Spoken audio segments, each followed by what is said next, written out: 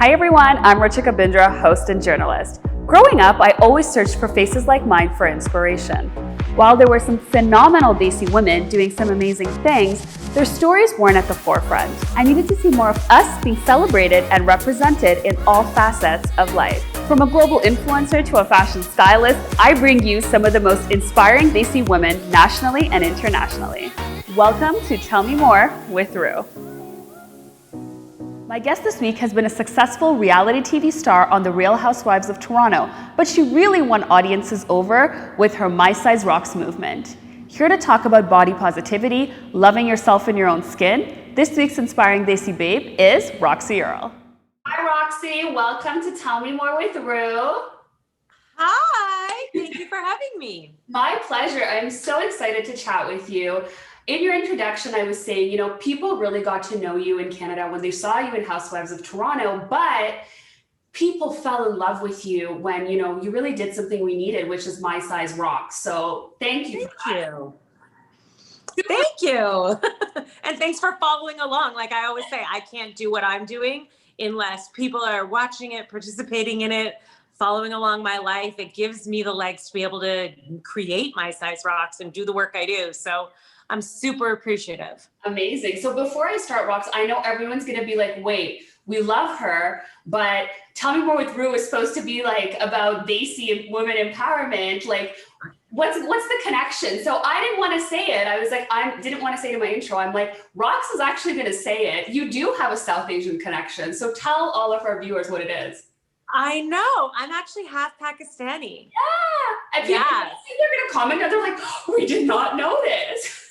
This is like, people are like blown away by this. Yeah. I guess I just have a look that maybe could be a lot of different things. And it's so funny because when the show came out and when I started doing work and getting recognition, I had all of these like different cultural communities reach out and say they wanted to like honor me. And they're like, we are the Persian Society of Toronto. I was like, I'm not Persian. But like the Greek society, I was like, I'm not Greek either. And so it was very funny. Now I'm half Pakistani. My mother is Pakistani and my father was Canadian. My grandfather was born in Mumbai. So, I mean, yeah, Indian, Pakistani. And yeah, I have, this is where I get the darkness. I was going to say that I think the Persian and the whole confusion is that exotic, dark kind of beauty part of you that comes out. So I totally see it. Mm-hmm, yeah. All right. So I don't know if it's definitely not a secret. It's just, It is what it is. Does your mom still like speak Urdu, or does she speak the language with like her friends or like her family back home, or has she lost it over the years too? I mean, my mom moved to London when she was really, really young, like 8 years old. And my family was raised in London. And then my mom moved to Canada when she started having children. But I would say, if anything, she identifies as a Brit more than anything. She has like an English accent. There's definitely different parts of my family who practice all different things, and kind of the culture is more important to some parts of my family than the other, but it's absolutely something that I'm exposed to. And I have a deep appreciation for kind of all walks of life and all cultures, but it's cool to see that part of my family. Yeah. It's super awesome. So I'm glad I was able to tell it to all our viewers. You've heard it. And I live for the fashion. Yeah.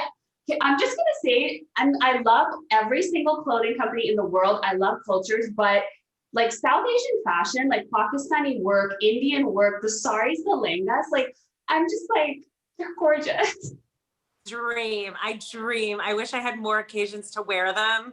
I follow like Vogue India, and I just live for the designers. So, and I like follow all the designers, and I talk to some of them on Instagram, and I just need places to go.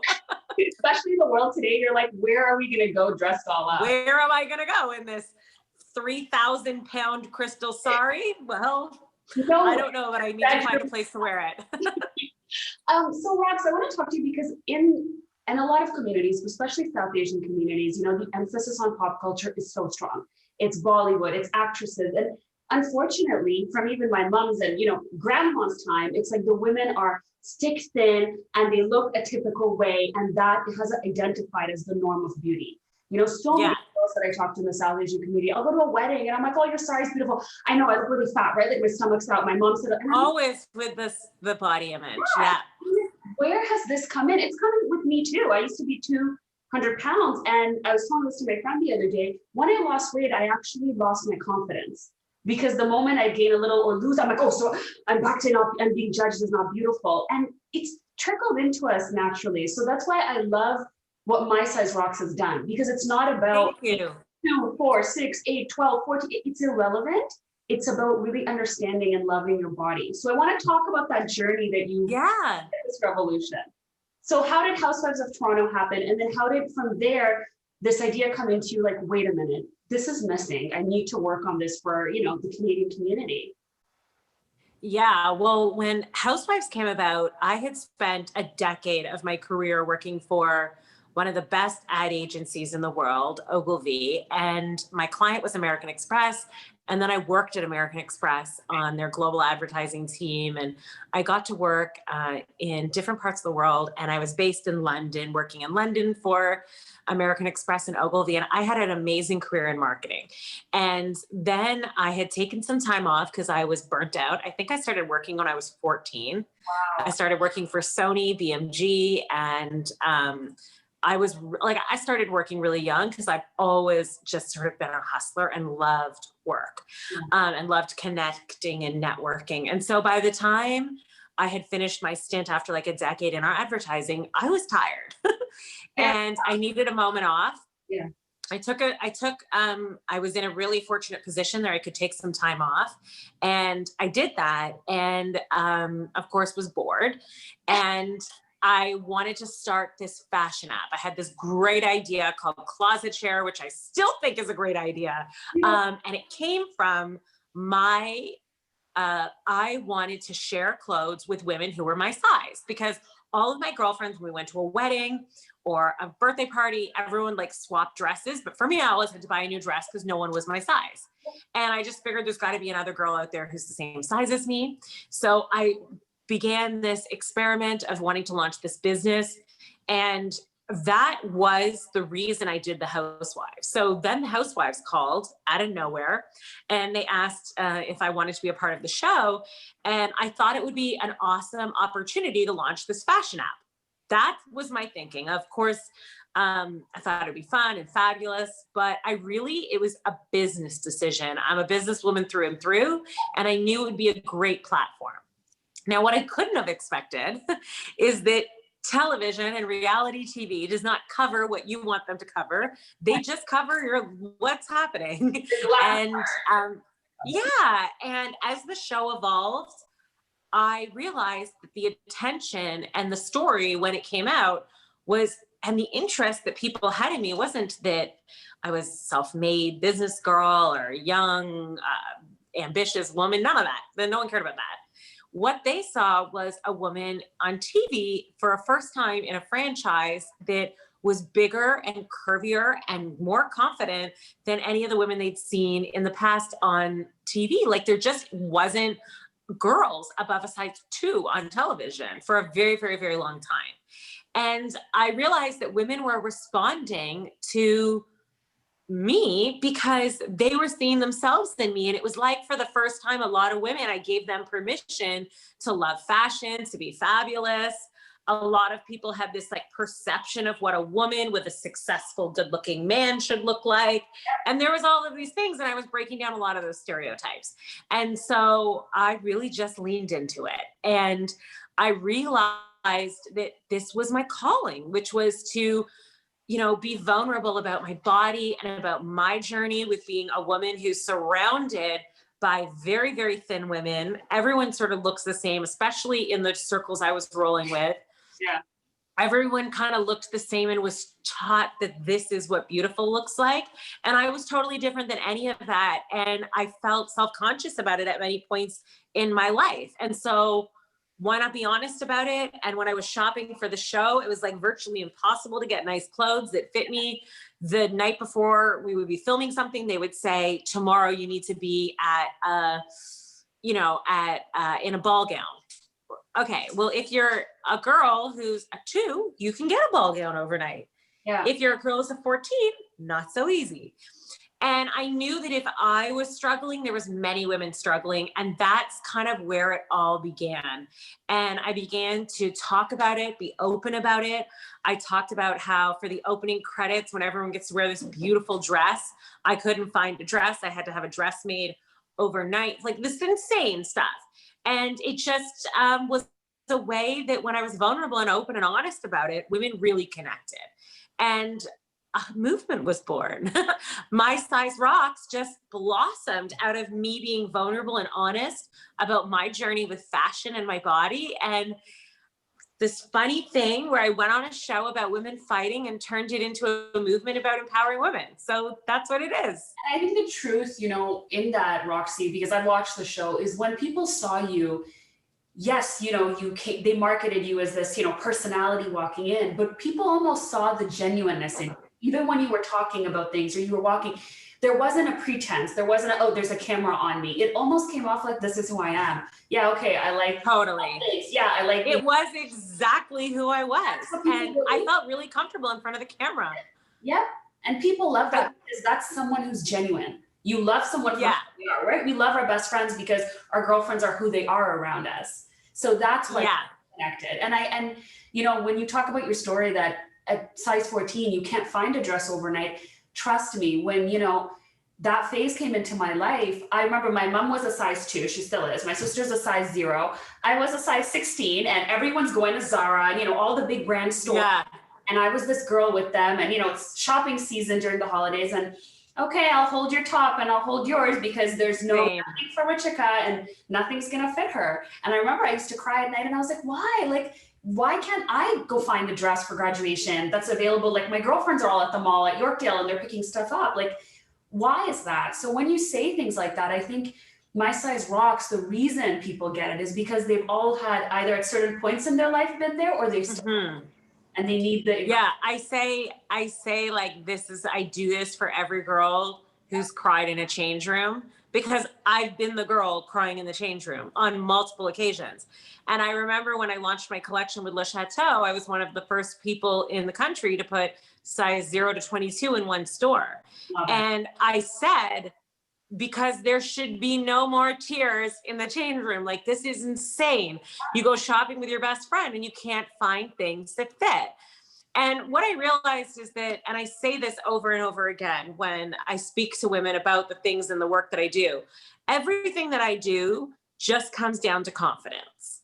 And the clothes are just something, I can't tell a girl to go be confident in her career and go walk into her meeting and kill it if she actually can't find a suit that does that.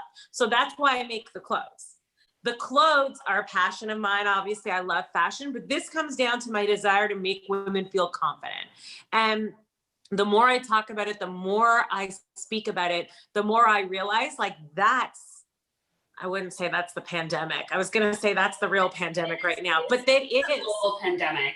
It's that we've robbed girls of confidence. Yeah. And when you take away a girl's confidence, she makes bad decisions in life. She goes on to feel worse about herself and doesn't believe in herself. And there's tremendous ripple effect of a girl with low self-esteem and low confidence. And so I'm kind of on a mission to make women confident again and to teach them about confidence, because in my life, in every juncture of my life, my confidence has proven to be an unbelievable asset for me. That's been able, like my confidence has been able to give me the life I want in every arena of my life.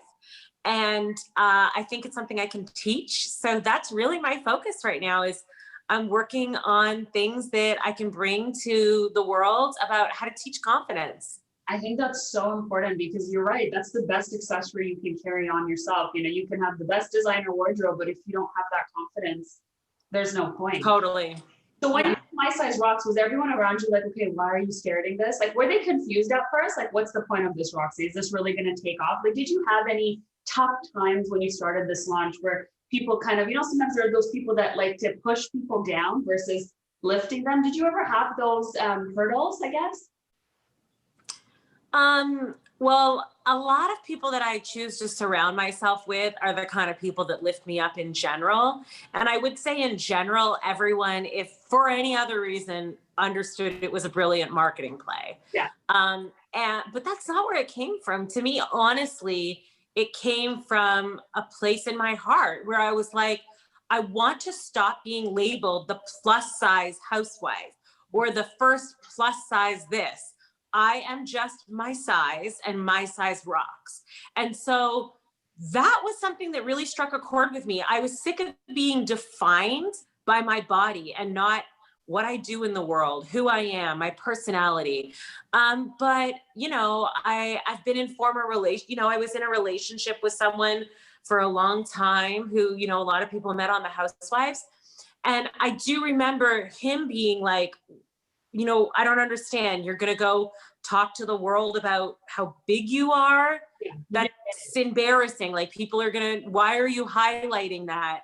And I realized that came from his fear about his judgments about my body or his judgments about how women should look, and nothing to do with how I felt about me. Because the issue was I felt good. Yeah. I felt confident. And it wasn't until the world started taking away my confidence that I started to feel an issue. Like I was like, I look good. Like, so I'm curvy. I know my bum's bigger than every other girl I hang out with.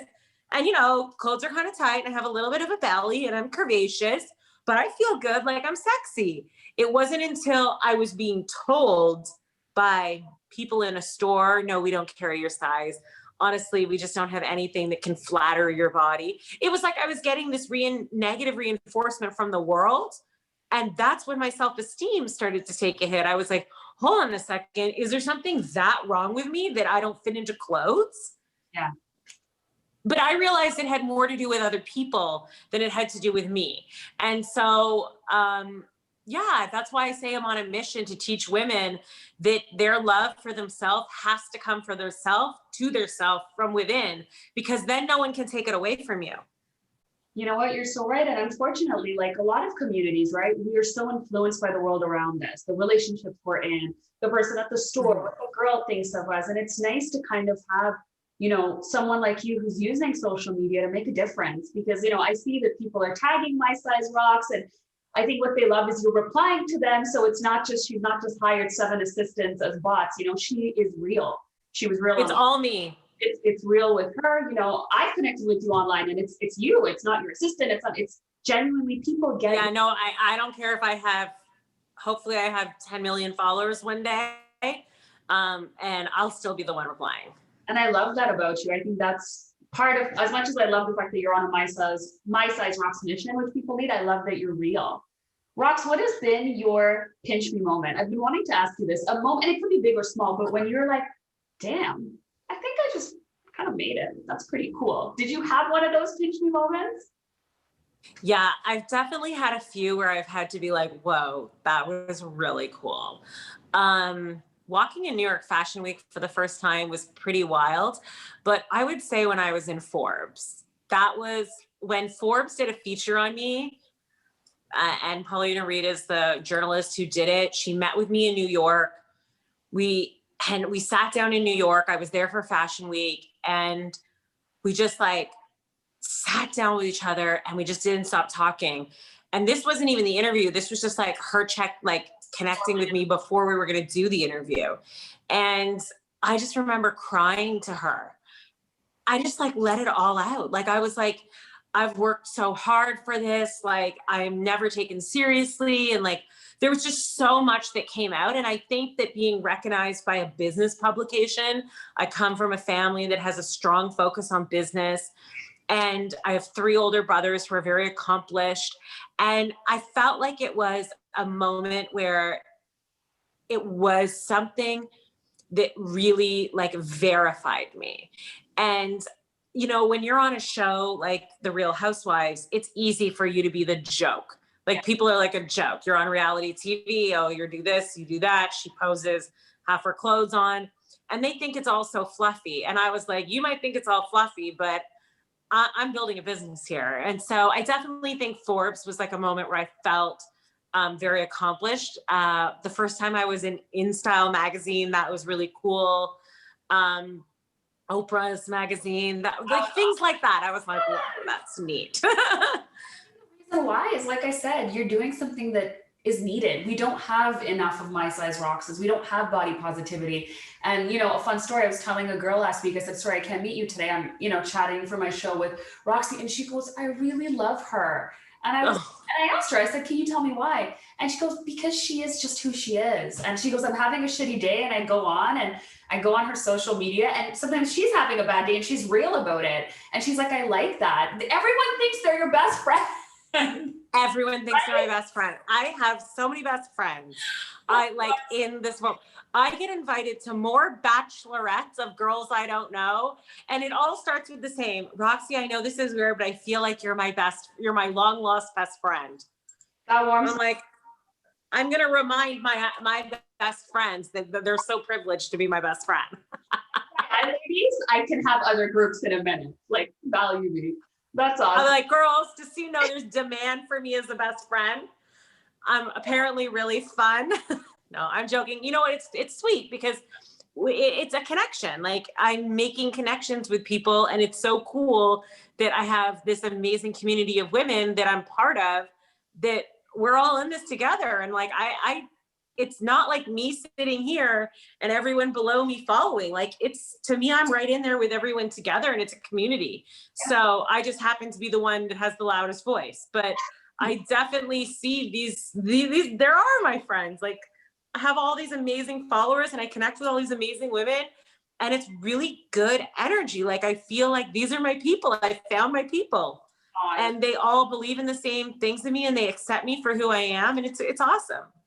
And I love, Roxy, that, you know, you also talk about the mental issue that it can do to you when you don't have confidence. So, you know, that's one thing I really want people, all of the women, men that are going to watch this show, to just take away from that there is a trickle and a long-term effect of what that can do to your mind if you don't work on fixing that. Yeah, I think that there's this, I hear from a lot of girls who feel stuck. Yeah. They feel there's no hope, and they feel like they could never imagine feeling as good as I feel about myself. Yep. And I definitely think there's more of my story I can share one day. I'm figuring out the right way to share it, but about how I have been the girl who also couldn't imagine that it was a possibility to feel good about myself. And I've in general been a pretty confident person my whole life, but I've definitely had moments and definitely had periods of my life where I felt so bad about myself because of my body, where all of my worth wasn't placed on the person I was, the daughter, friend, wife, all those things. It was placed on the size of my stomach. And if I wasn't skinny, which I've never been, never ever been skinny. And if I wasn't going to be skinny, then I just wasn't there. Well, there's nothing that, like, she's good, she's sweet, she's good, but she's not skinny. Like, I mean, there was always that thing. And so I definitely know what it feels like to believe that there's no way you can come from here to here.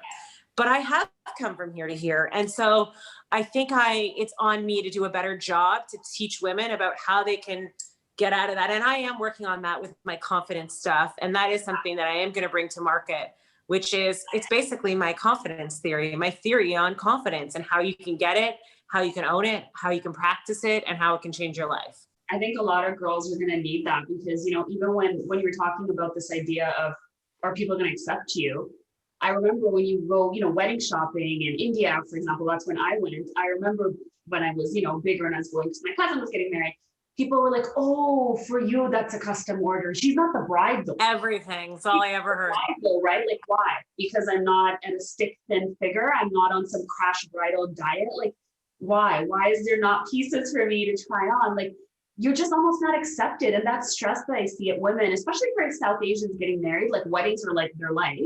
The amount of these girls go into, some of them say like guys don't want to date them because like, oh, she's too big. Nice girl, super smart, a little big. And I'm like, I can't believe we're sitting in the world today being so advanced, but our mindsets are still so like damaged.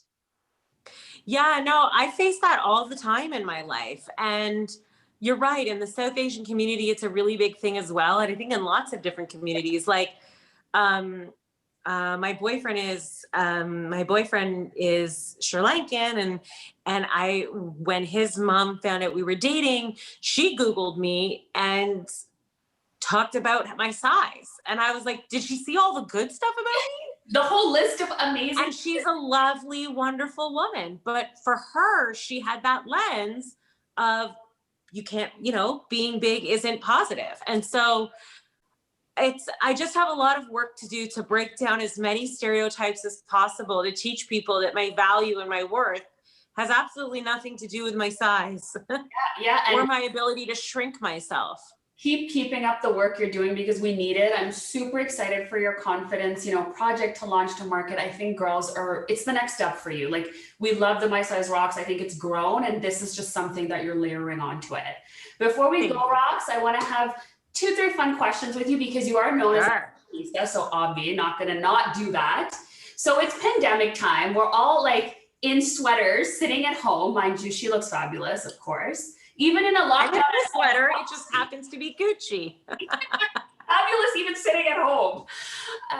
Tell me your 4 favorite things you cannot miss out for the fall winter season. Like every girl should get this season.